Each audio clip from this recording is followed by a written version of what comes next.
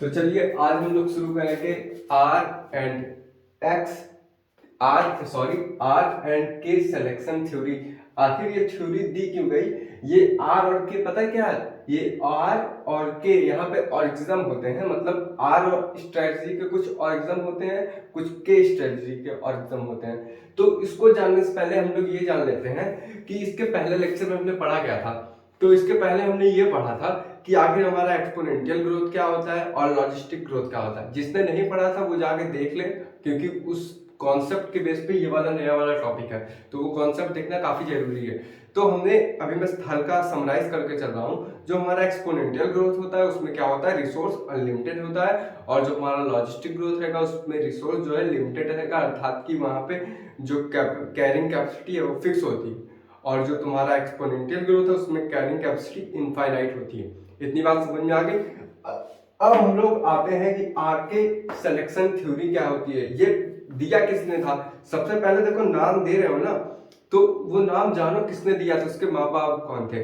तो इसका नाम हम दिया कौन था ये जान लेते हैं। मैक आर्थर इनका नाम दिए थे, और विल्सन। देखो, it is given by MacArthur and Wilson.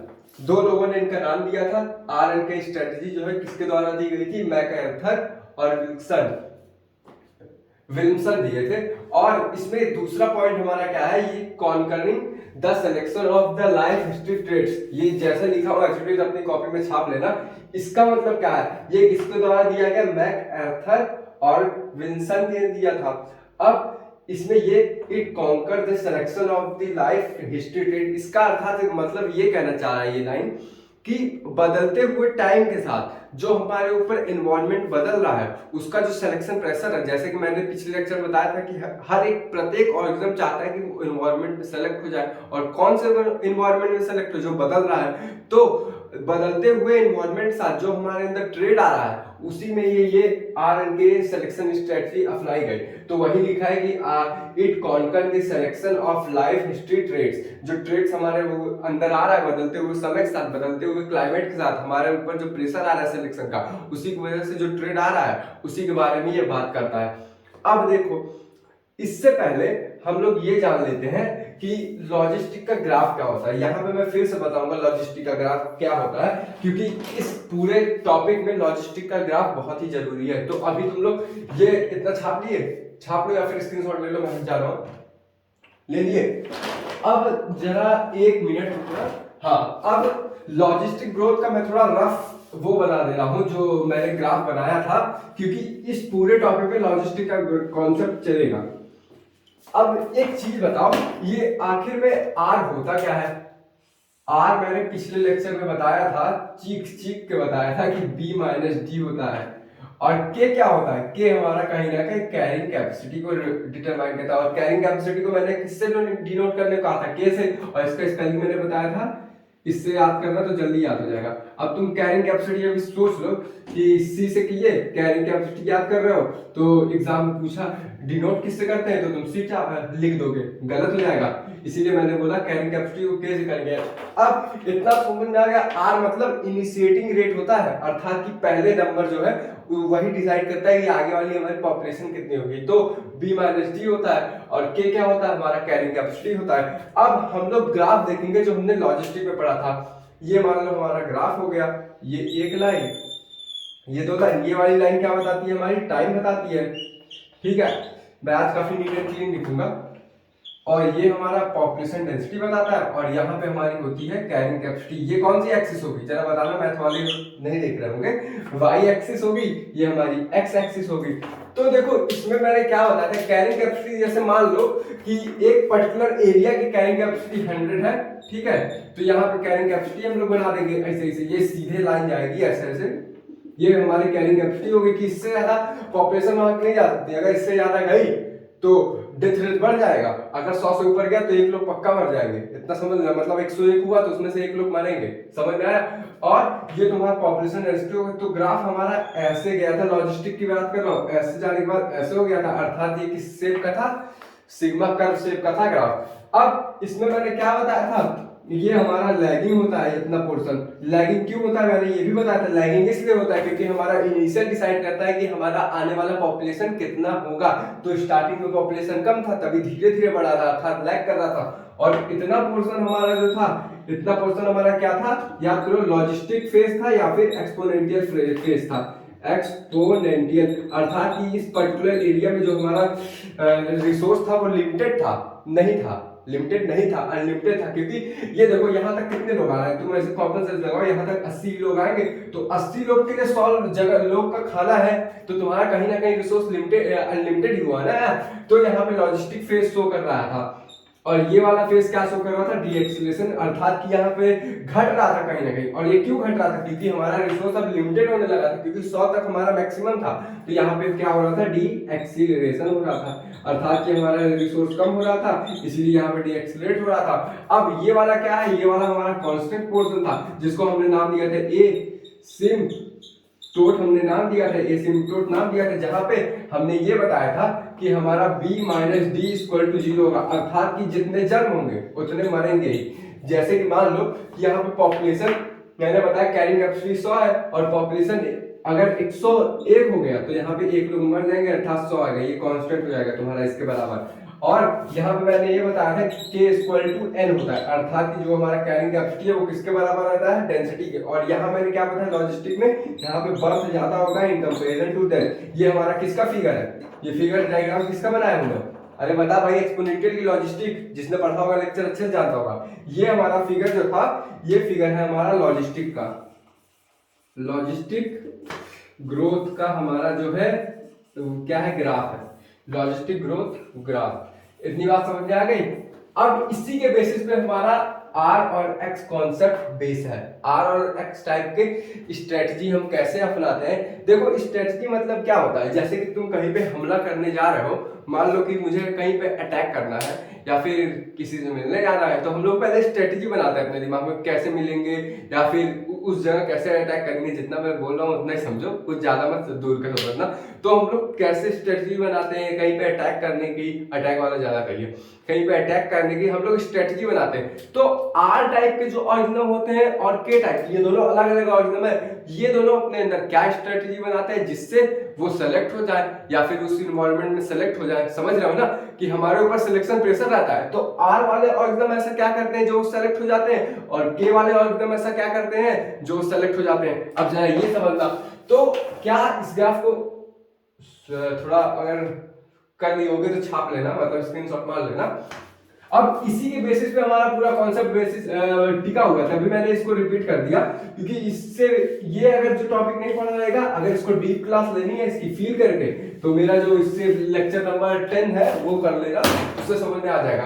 तो देखो हम क्या ये बोल सकते हैं, ऑर्गेनिज्म यहाँ पे दो टाइप के होते हैं, एक आर स्ट्रेटजी वाले, स्ट्रेटजी वाले, और एक होते हैं ऑर्गेनिज्म के स्ट्रेटजी वाले। इतनी बात समझ में आ गई। ऑर्गेनिज्म हमारे दो तरीके के होते हैं। अब एक चीज और समझो तुम, एक बात बताओ, ये जो अनस्टेबल इन्वायरमेंट रहता है या अनप्रेडिक्टेबल इन्वायरमेंट रहता है, इसका मतलब तुम लोग समझ रहे हो।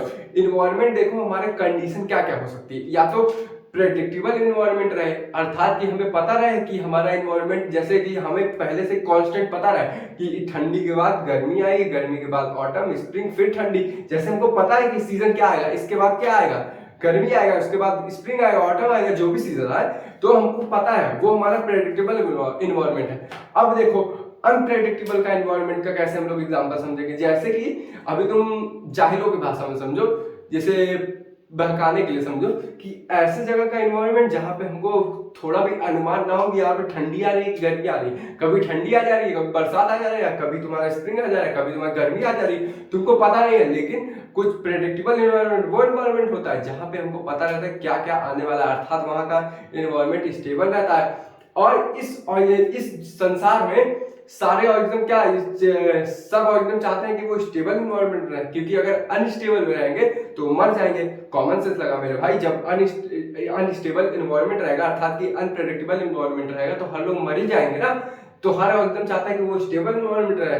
तो क्या हर ऑर्गेनिज्म स्टेबल इन्वायरमेंट में रह पाते हैं, मतलब हर ऑर्गेनिज्म जो है स्टेबल इन्वायरमेंट में रह पाते हैं? नहीं, कुछ ऑर्गेनिज्म होते हैं जो अनस्टेबल में भी रहना पड़ता है। तुमको अब अनस्टेबल और स्टेबल का एग्जांपल मैंने बोल के दिखाया, अब मैं लिख देता हूँ। ये हमारे हुए कंडीशंस हुए कि कैसी कैसी कंडीशंस हमको मिल सकती है, ठीक है। एक हुआ अनप्रेडिक्टेबल, अनप्रेडिक्टेबल, और एक हुआ हमारा दूसरा क्या हुआ, प्रेडिक्टेबल। ये हमारा इन्वायरमेंट हो गया, जो कि हमारा अनप्रेडिक्टेबल कैसा इन्वायरमेंट रहेगा, अनस्टेबल, और हमारा प्रेडिक्टेबल कैसा इन्वायरमेंट रहेगा, स्टेबल इन्वायरमेंट रहेगा। अब स्टेबल इन्वायरमेंट का मतलब समझ के, जहां पे हमको पता रहे कि ठंडी आ रही है, गर्मी आ रही है, कि बारिश आ रही है, हमको पहले से पता रहता है ना लिविंग ऑर्गेनिज्म को, तो हम लोग के स्ट्रेटजी में कहीं ना कहीं आ जाएंगे। अब पहले ही बता दिया यार कि स्ट्रेटजी में ये वाला आते हैं, छोड़ो अभी फील करवाता हूँ आगे। तो अनस्टेबल इन्वायरमेंट हम लोग जानते हैं कि जो अनस्टेबल इन्वायरमेंट का एग्जांपल क्या हो, मान लो कि जो समुद्र के किनारे लोग, मतलब समुद्र, ये मान लो समुद्र है, ठीक है, तो इसका लहर आएगा, लहर को हम लोग क्या बोलते हैं, टाइडल। और ये तुम्हारा मान लो कि ये हमारा हो गया, इसको क्या मैं इरेज कर सकता हूँ इतना, ये हमारा हो गया रेत हो गया, ठीक है, ये रेत है। टाइडल मतलब क्या होता है, लहर होता है। तो हमारा जब टाइडल कम होगा, मतलब टाइडल कम स्पीड से आएगा, अर्थात की जो लहर है कम स्पीड से आएगी, तो यहीं तक रह जाएगी। और जब हमारा टाइडल ज्यादा दूर तक आएगा तो यहाँ तक रह जाएगा।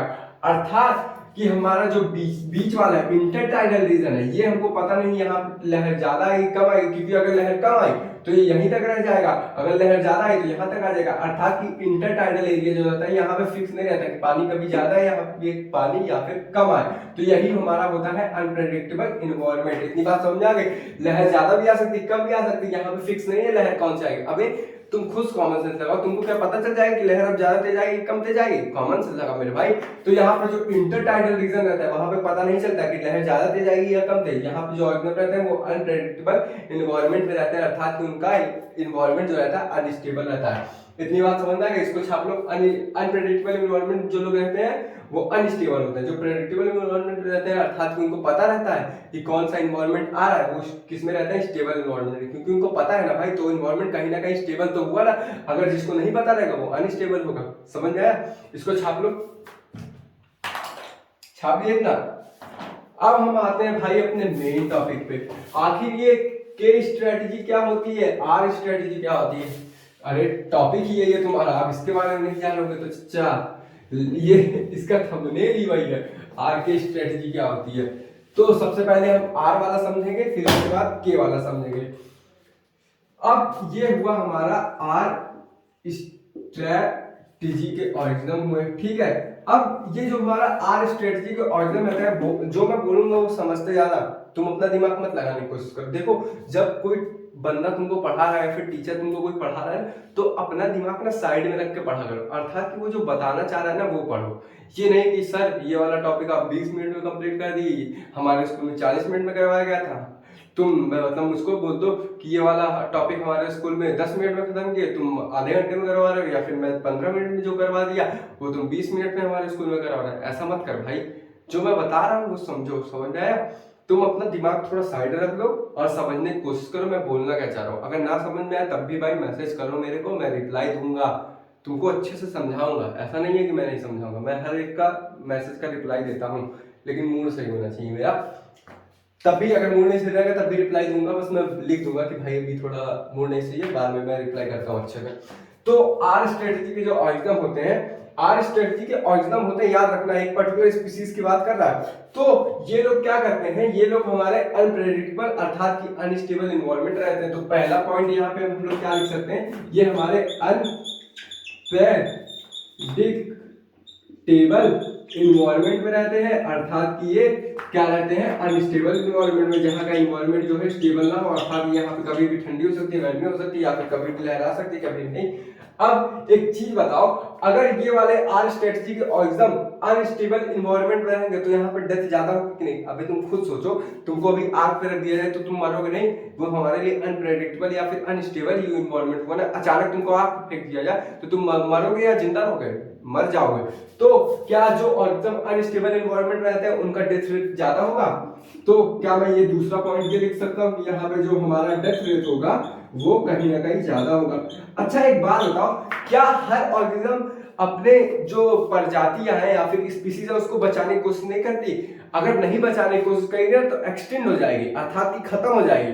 तो हर ऑर्गेनिज्म चाहती है कि वो बच्चा पैदा करे। अब तुम जितने ज्यादा बच्चा पैदा करोगे और जितना ज्यादा तुम्हारा अंडे थोड़ा उसके दुगना बच्चा पैदा करोगे, समझ रहे हो ना। अगर उतना दुगना बच्चा नहीं पैदा करोगे ना भाई, तुम मर जाएंगे तुम्हारे लोग, तो तुम्हारी स्पीसीज जो है एक्सटेंड हो जाएगी। और प्रत्येक ऑर्गेनिज्म चाहता है कि वो अपनी स्पीसीज को एक्सटेंड ना होने दे, अर्थात कि वो रिप्रोडक्शन करे और सर्वाइव करे। और एकदम बस दुइये काम में लिया है, सर्वाइवल और रिप्रोडक्शन।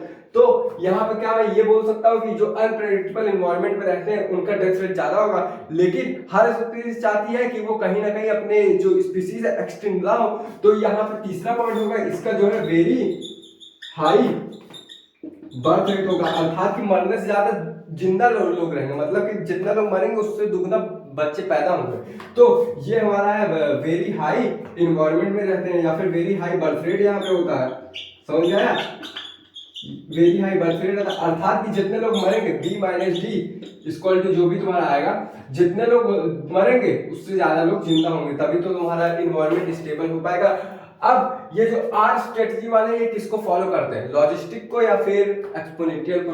तो मैं यहाँ पे बोलूंगा कि ये लोग फॉलो करते हैं एक्सपोनेंशियल ग्रोथ को फॉलो करते हैं। अब तुम मुझसे एक सवाल पूछोगे भाई कि सर मतलब भैया कि एक्सपोनेंशियल ग्रोथ तो जो हमारा होता है ये वर्चुअल होता है, अर्थात कि ये जो होता है यहाँ पे रिसोर्स अनलिमिटेड होता है। तो हमारे अर्थ में तो ऐसी कहीं जगह ही नहीं है जहाँ पे रिसोर्स अनलिमिटेड हो, मतलब हमारे अर्थ कोई ऐसी जगह है जहाँ पे रिसोर्स अनलिमिटेड हो। तुम लोग खुद सोचो, कोई जगह नहीं है यहाँ पे। तो हम लोग क्या करते हैं कि एक्सपोनेंशियल ग्रोथ इसको काहे कह दिया गया, ऐसे किसी चीज को काहे कह दिया गया। अबे एक्सपोनेंशियल ग्रोथ किया गया तो इसका कोई रीजन होगा ना, तो रीजन अब समझ लो मेरे भाई। अच्छा, ज्यादातर ये जो एक्सपोनेंशियल ग्रोथ वाले लेते हैं ये सब बैक्टीरिया ही रहते हैं, क्योंकि तुम बैक्टीरिया क्या रहोगे, कल्चर मीडियम में लोगे, ठीक है। अब तुम 100 लोगों का खाना खाने जा रहे हो। अभी ये ग्राफ समझने के बाद तुमको अच्छा आएगा। एग्जांपल अगर लिखना चाहो तुम बैक्टीरिया लिख लो। कैसे बैक्टीरिया हुआ वो मैं तुमको बताता हूँ, क्योंकि बैक्टीरिया तुम्हारा ज्यादा तेज रेप्लिकेट कर लेता है, मतलब ज्यादा तेज डिवाइड हो सकता है। और वायरसेस को भी ले लो, छोटे ऑर्गन जो होते हैं यूनिसेलुलर, वही तुम्हारा आर स्ट्रेटजी को फॉलो करते हैं। अब देखो यहाँ पे क्या होगा, तुम्हारा एक्स एक्सिस पे ये कौन सा पोर्शन होगा भाई, टाइम होगा, और ये तुम्हारा होगा एन होगा, अर्थात की डेंसिटी होगा, और यहाँ पे तुम्हारा कैरिंग कैपेसिटी होगा। क्योंकि लॉजिस्टिक वाला में समझा रहे ना लॉजिक, लेकिन ये तुम्हारा एक्सपोनेंशियल को फॉलो कर रहा है, एक्सपोनेंशियल ग्रोथ को फॉलो कर रहा है। तो कैसे फॉलो कर रहा है ये भी देखो। अब तुम एक बात बताओ, ये मान लो हमारे कुछ लोग पैदा हुए, ठीक है, तो वेरी हाई पैदा हो रहे हैं, लेकिन डेथ भी उतनी ज्यादा हो रही है। तो कुछ लोग डेथ होंगे, कुछ लोग फिर मरेंगे, कुछ लोग फिर डेथ होंगे, कुछ लोग फिर मरेंगे, कुछ लोग फिर डेथ होंगे, कुछ लोग फिर मरेंगे, कुछ लोग फिर डेथ होंगे, कुछ लोग फिर मरेंगे, कुछ लोग फिर डेथ होंगे। तो इस ग्राफ से क्या समझ रहा है कि हमारा देखो रिसोर्स, जैसे कि मैंने तुमको समझाया था कि मान लो तुम्हारे घर में 100 लोगों का खाना है, तो हर दिन तुम्हें 100 लोगों का खाना मिलता है, और उस दिन 80 लोग आए खाना खाने, ठीक है, फिर तुम्हारे 20 लोग मर गए, फिर 80 लोग आए खाना खाने, फिर तुम्हारे 40 लोग मर गए। ऐसे ऐसे मरते तो जा रहे हैं, लोग मर रहे हैं, लेकिन तुम्हारे बर्थ भी उतना हो रहा है। और तुम इसको कैसे एक्सपोनेंशियल ग्रोथ कह लोगे, क्योंकि यहाँ पे रिसोर्स तो यहाँ है भाई ना। और ये ग्राफ देख रहे हो, ये ग्राफ तुम्हारा जा ही नहीं पा रहा है यहाँ तक, अर्थात कि रिसोर्स तो अनलिमिटेड ही हुआ ना, क्योंकि यहाँ तक ये पहुंच नहीं रहा है। क्योंकि ये देखो, अगर ये ऐसे जाएगा तब इसको टच करेगा एक्सपोनेंशियल ग्रोथ के लिए, क्योंकि एक्सपोनेंशियल वाला ऐसे ऐसे चला जाता है ना सीधे ऊपर। लेकिन यहाँ पे क्या हो रहा है, यहाँ पे तुम्हारे जितने पैदा हो रहे हैं उससे कम ही मर रहे हैं। ऐसा नहीं है कि जितने पैदा हो रहे हैं उतने मर रहे हैं। यहाँ पे मैंने क्या लिखा, वेरी हाई बर्थ रेट, और यहाँ पे डेथ रेट भी हाई है। तो यहाँ पे ये समझ में आ रहा है कि हमारा कहीं ना कहीं बर्थ रेट ज्यादा है डेथ रेट के कंपैरिजन। तभी देखो ये इतना है, ये इतना है डेथ रेट, ये इतना है, ये इतना है, ये इतना है, ये इतना है। तो यहाँ पे क्या समझ में आ रहा है, रिसोर्स तो हमारा लिमिटेड हुआ ना, क्योंकि यहाँ तक ये पहुंच नहीं पा रहा है। अब मैं तुमको रोज 100 लोगों का खाना दे रहा हूँ, समझना मेरी बात ध्यान से, मैं तुमको रोज 100 लोगों का खाना दे रहा हूँ, और रोज तुम्हारे यहाँ कितने आ रहे हैं, 40 लोग आ रहे हैं, एक दिन में 40 लोग आ रहे हैं, एक दिन में 40 लोग, तो तुम्हारा कहीं ना कहीं तो रिसोर्स अनलिमिटेड ही हुआ भाई। जब 40 लोग आ ही रहे हैं तो उसमें क्या तुमको चिंता करने की जरूरत है। तुम खुद सोचो, जब तुम्हारे पास रोज 100 लोग आ रहे हैं तब तुमको चिंता करने की जरूरत होगी, लेकिन रोज 40 लोग आ रहे हैं। जैसे कि क्या हुआ कि यहाँ पे मान लो 60 लोग हैं, लेकिन 20 लोग चले गए, फिर 60 लोग आए, फिर 20 लोग चले गए, फिर 60 लोग आए, फिर 20 लोग चले गए। ऐसे ऐसे रिसोर्स तो तुम्हारे पास अनलिमिटेड हुआ ना कहीं ना कहीं, क्योंकि तुम्हारा 100 को टच ही नहीं कर पा रहा है। 40 लोग आ रहे हैं, 60 लोग आ रहे हैं, तो तुम्हारा कहीं ना कहीं ये बोल सकता हूं मैं कि रिसोर्स यहाँ पे अनलिमिटेड होगा। तो अर्थात ये किसको फॉलो करेगा, एक्सपोनेंशियल ग्रोथ को। इसको छाप लो, बहुत इंपॉर्टेंट पॉइंट है, पूछ सकता है एग्जाम में कि तुम्हारा आर स्ट्रेटजी किसको फॉलो करता है, कौन से ग्रोथ का, एक्सपोनेंशियल ग्रोथ। तो क्यों फॉलो करता है, क्योंकि यहाँ पे जितना डेथ रेट है उससे कहीं ज्यादा बर्थ रेट है, तो बर्थ रेट जितना ज्यादा है वो फिर उसमें मर जाएंगे, फिर तुम्हारा कांस्टेंट हो जाएगा वो, क्योंकि जो बी माइनस डी होता है, तो जितने लोग पैदा हो रहे हैं उससे ज्यादा उससे कम मर रहे हैं, तो तुम्हारा कहीं ना कहीं रिसोर्स तो यहाँ तक है ना, तो ये ग्राफ तुम्हारा यहाँ तक पहुंच नहीं पाएगा, अर्थात ये जितना रिसोर्स है उसको यूटिलाइज नहीं कर पाएगा, तो कहीं ना कहीं वो फाइनाइट रिसोर्स में आ जाए, इनफाइनाइट रिसोर्स में आ जाएगा, क्योंकि हमारा रिसोर्स जो है यूटिलाइज नहीं कर पा रहा, तो कहीं ना कहीं ये फाइनाइट नहीं आएगा, इनफाइनाइट में आ जाएगा। समझ रहे हो ना मेरी बात? अगर नहीं समझ रहे फिर से समझो, इस टॉपिक पे ज्यादा टाइम दे रहा हूं तो समझो अच्छे से। अब इस ग्राफ को मैं फिर से शुरू करने जा रहा हूँ। एक्सपोनेंशियल हम लोग क्यों कहते हैं, जरा मेरी बात ध्यान से सुनना।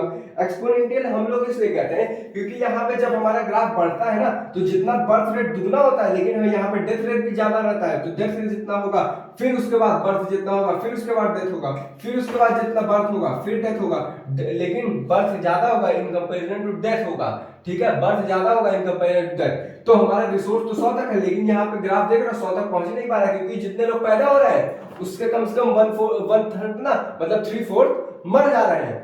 समझ रहे हो, जैसे 3/4 हुए, अर्थात यहाँ पे 75% लोग मर जा रहे हैं, 25% लोग जिंदा रह रहे हैं। तो समझ रहे हो ना कि यहाँ पे पैदा कितने हो रहे हैं, 100 पैदा हो रहे हैं, लेकिन उसमें से 75 तो मर ही जा रहे हैं ना भाई, समझ रहे हैं? ये वैसे डेटा फर्जी डेटा है, इसको दिल पे मत लेना तुम लोग। जैसे कि मैं तुमको समझाने के लिए बता रहा हूँ कि यहाँ पे जितने लोग पैदा हुए उसमें से 1/4 मर गए, फिर जितने पैदा हुए फिर 1/4 मर गए, फिर जितने पैदा हुए फिर 1/4 मर गए। तो हमारा कहीं ना कहीं एक्सपोनेंशियल ग्रोथ को जता रहा है, क्योंकि यहाँ पे जो हमारा रिसोर्स है 100 तक है और 100 तक पहुंच ही नहीं पा रहे, तो अर्थात यहाँ पे रिसोर्स जो हुआ इनफाइनाइट हो रहा है।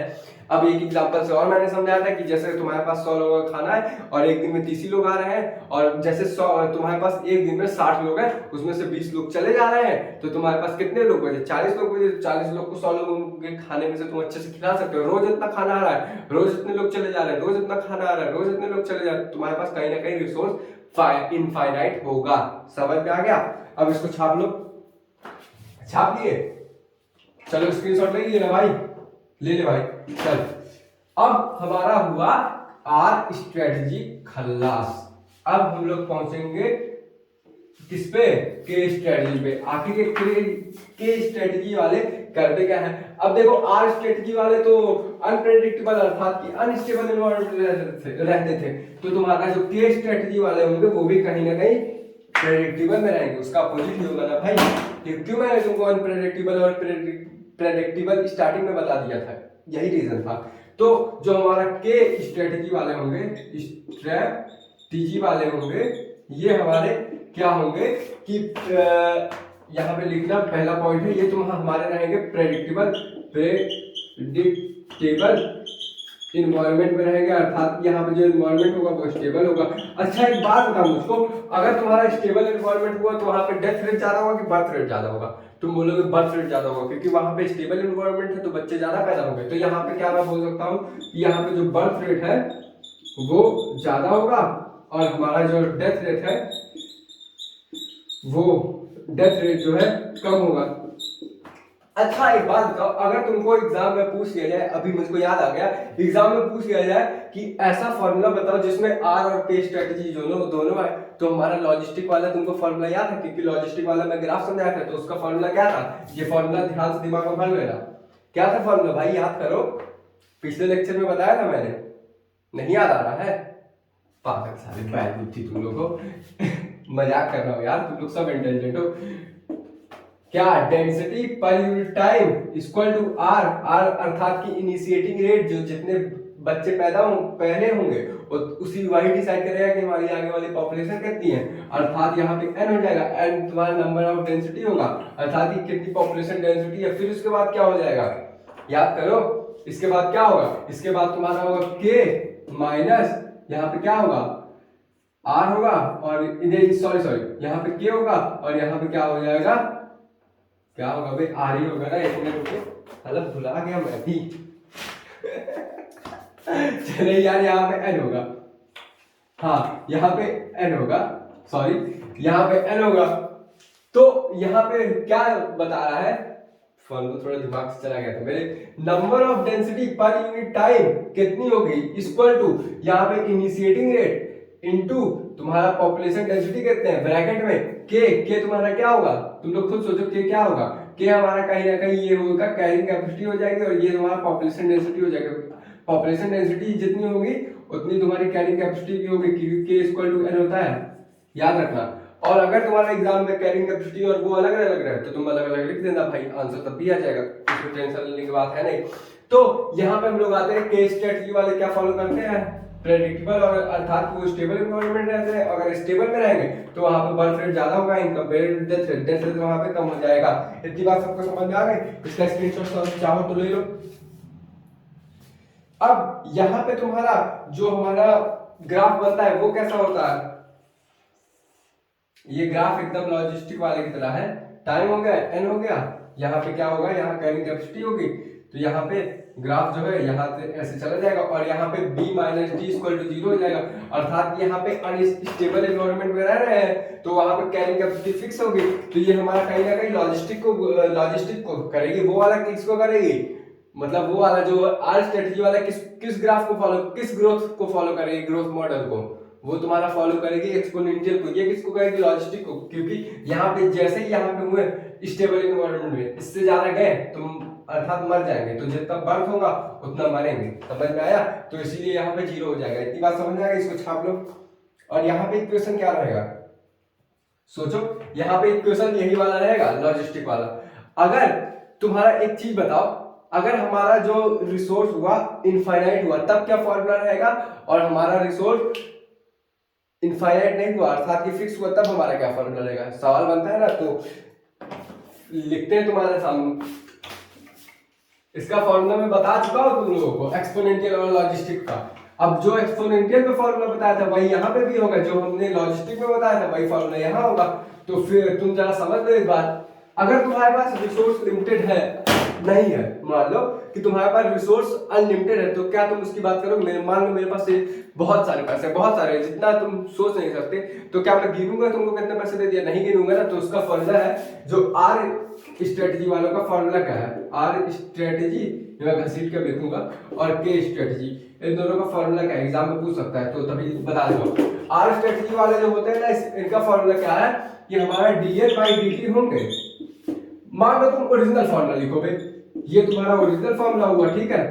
यहाँ पे वन क्या, अच्छा ये बताओ, ये हमारा जो ये फॉर्मूला है, क्या मैं इसको ऐसा नहीं लिख सकता हूँ, 1 अपॉन के, ये हटा दे रहा हूँ, 1 माइनस एन अपॉन के, इसको लिख सकता हूँ। अब हमारा जो रिसोर्स कैरिंग कैपेसिटी है वो इनफाइनाइट है, ठीक है, इनफाइनाइट है, तो something by infinite equal to 1, तो हमारा फॉर्मूला क्या हो जाएगा यहाँ पे, dn by dt equal to rn हो जाएगा। ये हमारा क्या होगा, फॉर्मूला हो जाएगा। और यही फॉर्मूला हमने किस में पढ़ा था, याद करो, आर स्ट्रेटजी किसको फॉलो कर दिया है, एक्सपोनेंशियल ग्रोथ को फॉलो कर दिया। और एक्सपोनेंशियल ग्रोथ में क्या मैंने फॉर्मूला बताया था, यही फॉर्मूला बताया था। अब तुम्हारा कैरिंग कैपेसिटी का क्या फॉर्मूला रहता है, कैरिंग कैपेसिटी मैंने क्या बताया था कि डी, अभी ऊपर वाला ही जो फॉर्मूला है वही तुमको जानना है, कैरिंग कैपेसिटी का वही फॉर्मूला था, dn by dt equal to rn। अब हमारा रिसोर्स लिमिटेड है, तो यहाँ पे k माइनस के, यहाँ पे ये हो जाएगा, तो इसको मैंने कैसे लिखा अभी को, वहां पे 1 अपॉन के ब्रैकेट क्लोज, ये हमारा फॉर्मूला हो गया। ये क्योंकि रिसोर्स यहाँ पे लिमिटेड है, तो यहाँ पे जो भी वैल्यू डालोगे, मान लो कि इस पे क्वेश्चन दे रहा हूँ तुमको, अभी क्वेश्चन करवा दे रहा हूँ, ठीक है। तो इतना बात समझ में आ गई, ये इसका फॉर्मूला है और ये इसका फॉर्मूला है, इसको छाप लो, छाप लिए, चलो ठीक है। क्वेश्चन यार तुम लोग खुद कर लेना, बहुत आसान सा क्वेश्चन आता है, इसको छाप लिए।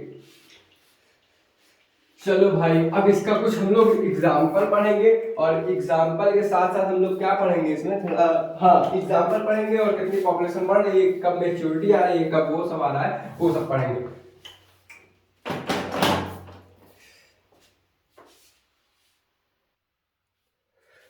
तो आइए अब हम लोग देखते हैं कि आर स्ट्रेटजी और के स्ट्रेटजी का एग्जाम्पल देखते हैं जरा, क्योंकि एनसीईआरटी में थोड़ा इधर उधर करके दिया है, तो मैंने इसको एक सीरीज में बना दिया है।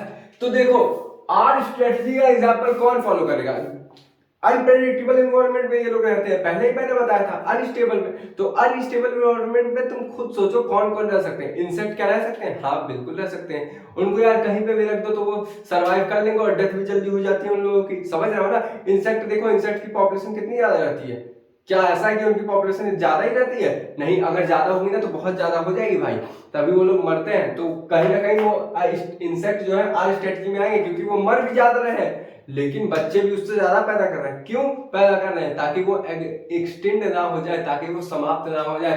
तभी इंसेक्ट देख रहे हो, इंसेक्ट हर जगह तुमको मिलेगा, लेकिन अगर इंसेक्ट नहीं मरते ना तो उससे भी ज्यादा मरते हैं। समझ रहे हो ना मेरी बात? तो इंसेक्ट जो है हमारा आर स्ट्रेटेजी को फॉलो करता है, अर्थात मैं यहाँ पे ये लिख सकता हूं कि एग्जाम्पल इसका जो होगा इंसेक्ट होगा।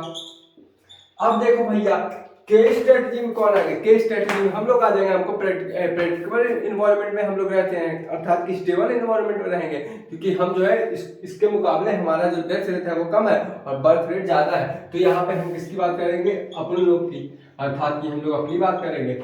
अब देखो ये कौन से इन्वायरमेंट में रहना पसंद करते हैं? तुम लोग ये सोचोगे कि ये कौन से इन्वायरमेंट में रहना पसंद करते हैं, तो मैंने क्या तुमको बताया था, जो तुम्हारा आर स्ट्रेटजी वाले हैं वो अनप्रेडिक्टेबल इन्वायरमेंट में रहना पसंद करते हैं। तो अनप्रेडिक्टेबल इन्वायरमेंट कैसा होता है? अनप्रेडिक्टेबल इन्वायरमेंट जो होता है हमारा अनस्टेबल होता है। मेरे साथ ये बना लेना भाई, ठीक है? ये बहुत मैंने मेहनत से बनाया है। और जो तुम्हारा के स्ट्रेटजी वाले होते हैं, के स्ट्रेटजी कौन से इन्वायरमेंट में रहना पसंद करेंगे? स्टेबल इन्वायरमेंट में। समझ में आया मेरी बात? अब ये नंबर ऑफ स्प्रिंग कितनी पैदा करेगी? ये नंबर ऑफ स्प्रिंग लिखाओ, तो नंबर ऑफ ऑफस्प्रिंग कितनी पैदा करेगी? तुम लोग ये बताओ। Number of offspring very high पैदा करेगी। और तुम्हारे ह्यूमन नंबर ऑफ स्प्रिंग कितने पैदा करेंगे? जरा तुम ये बताओ कि ह्यूमन तुम्हारे कितने पैदा करेंगे? लेस पैदा करेंगे, क्योंकि इनका बर्थ रेट तो होता है भाई। ह्यूमन एक एक बच्चा देगा 9 महीने पे ना, इनकी तरह थोड़ी ना भर बार लगा देगा, तो एकदम एक बार में इतने सारे बच्चे थोड़ी ना फेंक देगा। ये ह्यूमन भाई एक में एक ही बच्चे पैदा करेगा ना 9 महीने में, तो ये कहीं ना कहीं ज्यादा टाइम ले रहा है, ये कहीं ना कहीं कम ज्यादा टाइम ले रहा है, और ये कहीं ना कहीं कम टाइम में ज्यादा बच्चे पैदा कर रहा है। तो यहाँ पे मैं क्या ये लिख सकता हूँ कि यहाँ पे लेस नंबर ऑफ ऑफस्प्रिंग पैदा होंगे, क्योंकि 9 महीने में एक ही पैदा हो पाते हैं। मेच्योरिटी किसकी पहले मेच्योरिटी आएगी? तुम खुद सोचो, कॉमन सेंस लगाओ कि इनकी लाइफ एक्सपेक्टेंसी ज्यादा होती है, मतलब कि ये जो ज्यादा साल तक जीते हैं, ये 60 से 70 जीते हैं अब के लोग हैं, पहले लोग बहुत जीते थे। और इंसेक्ट की लाइफ एक्सपेक्टेंसी कम होती है, मतलब कि जितना वो जीते हैं वो बहुत कम जीते हैं। तो ये क्या, इनकी मेच्योरिटी पहले नहीं हो जाएगी? तो मैं क्या ये लिख सकता हूँ, इनकी मेच्योरिटी अर्ली हो जाएगी। और इनकी मेच्योरिटी कब होगी? इनकी मेच्योरिटी जो होगी बाद में होगी, तो उसको हम लोग क्या करेंगे? अर्ली हो गई और इनकी मेच्योरिटी हो गई लेट में होगी, अर्थात बाद में इनकी मेच्योरिटी हो जाएगी। अब साइज में ये बताओ, छोटे होते हैं या बड़े होते हैं? तो खुद कॉमन सेंस लगाओ, साइज में ये छोटे होते हैं, क्योंकि इंसेक्ट की बात कर रहा हूँ। जब एग्जांपल में बता दिया मैं तुमको कि इंसेक्ट आर स्ट्रेटेजी में आते हैं, तो इंसेक्ट कहीं ना कहीं छोटे होंगे, और जो हमारा के स्ट्रेटेजी होंगे ये ऑरिजिनल लार्ज होंगे। अब जरा इसको फिर से एक बार रिपीट करता हूँ पूरा ऊपर से। एग्जांपल क्या हुआ? आर स्ट्रेटजी को कौन फॉलो करता है? इंसेक्ट फॉलो करता है, क्योंकि वो अनस्टेबल इन्वायरमेंट में रह लेते हैं। तुमको याद करना पड़ेगा ये। अब इनका इन्वायरमेंट कैसा रहता है? अनस्टेबल रहता है, नंबर ऑफ ऑफस्प्रिंग ज्यादा पैदा होती है, मैच्योरिटी पहले आएगी, क्योंकि इनकी लाइफ एक्सपेक्टेंसी कम रहेगी। अब भैया जवान होने में टाइम लगा देंगे तब तो मर नहीं जाएंगे। तुम खुद सोचो, तभी जवान पहले हो जाते हैं, ताकि जब बच्चे पैदा कर सके और अपनी जो स्पीसीज एक्सटेंड होने से बचा सके। और के स्ट्रेटजी में के स्ट्रेटजी वाले का एग्जांपल ह्यूमन है। ह्यूमन क्या रहेगा? स्टेबल इन्वायरमेंट में रहेगा कि अनस्टेबल? स्टेबल में। और यहाँ पे जो mature number of offspring less होंगे, क्योंकि 9 महीने में एक ही बार बच्चे कर सकते हैं। और यहाँ पे मैच्योरिटी बाद में आएगी, हम लोग मैच्योर कब होते हैं? 15 साल में, 15-16 साल में मैच्योर हो जाते हैं। और हमारे हम जो क्या होते हैं? लार्ज होते हैं, और जो हमारा इंसेक्ट होता है स्लो होता है। अब ये growth rate given by survival, ये अर्थात यहाँ पे मैं ये लिखा हूँ, growth rate govern by survival किसके द्वारा गवर्न होता है? आर स्ट्रेटजी के द्वारा। और ये किसके होता है? के स्ट्रेटजी के द्वारा गवर्न होता है। और लाइफ एक्सपेक्टेंसी किसकी ज्यादा रहेगी? इसकी कम रहेगी भाई। लाइफ एक्सपेक्टेंसी मतलब क्या होता है? कितना वो जीवित रह सकते हैं। तो इसकी लाइफ एक्सपेक्टेंसी लो रहेगी और इसकी हाई रहेगी। क्या इतनी बात मेरी समझ में आ गई? इसको क्या फिर से रिपीट करने की जरूरत है? इसको तुम लोग एक बार रिपीट करो, जस्ट तुरंत देखो 30 सेकंड के अंदर। आज स्टडी के एग्जांपल इंसेक्ट है कि इंसेक्ट इसलिए क्योंकि अनप्रेडिक्टेबल एनवायरनमेंट में रह पाती है। अनप्रेडिक्टेबल एनवायरनमेंट के साथ ये बच्चे ज्यादा पैदा कर सकती है, इसीलिए यहाँ पे नंबर ऑफ ऑफस्प्रिंग ज्यादा होगी। और मैच्योरिटी इसकी पहले आ जाएगी। क्यों मैच्योरिटी पहले आएगी? क्योंकि इसकी लाइफ एक्सपेक्टेंसी कम होगी, तभी इसकी मैच्योरिटी पहले आ जाएगी। जवान होने में टाइम लगा देगा तो बच्चे कब पैदा करेगा भाई? और ये क्या होता है? ये मैच्योर पहले हो जाते हैं और इनका साइज क्या होता है? छोटा हो जाता है। और किस स्ट्रेटजी को फॉलो करते हैं? आर स्ट्रेटजी को। और लाइफ एक्सपेक्टेंसी अर्थात कि जीवित कितना रहते हैं? कम रहते हैं जीवित। और ह्यूमन के केस में के स्ट्रेटजी फॉलो करते हैं, स्टेबल एनवायरनमेंट रहेंगे और नंबर ऑफ ऑफस्प्रिंग कम होगी, और साथ ही इनका जो मैच्योरिटी है वो लेट आएगा। और जो ये ऑरिजिनल होते काफी बड़े रहते हैं और ये के स्ट्रेटजी को फॉलो करते हैं। और यहाँ पे लाइफ एक्सपेंडिचर इनकी हाई रहेगी। तो आज की बातें यहीं तक, कल की बातें कल करेंगे। जय हिंद, जय भारत, साइनिंग ऑफ।